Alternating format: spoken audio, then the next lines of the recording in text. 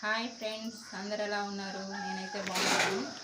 నా పేరు శ్రావణి, మాది కృష్ణా శ్రావణి. మేము ఇవాళ ఆంజనేయ స్వామి గుడికి వెళ్ళాము. ఆంజనేయ స్వామి గుడి దగ్గర అక్కడ మన ఏపీలోనే ఉలవపాళ్ళ మండలం అన్నమాట. అది ఉలవపాళ్ళలో బాగా చేస్తారు. అక్కడ బాగా పురాతనమైన ఆంజనేయ స్వామి గుడి. అది చాలా మహిమలు గల స్వామి అంట.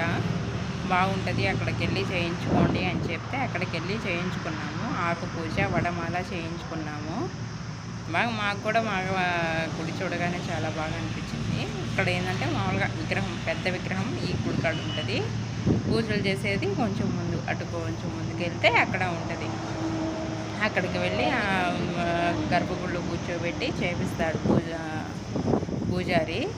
అక్కడికి వెళ్ళి చేసాము, నలుగురం కూర్చొని ఆకు పూజ చేసుకొని వచ్చాము అన్నమాట.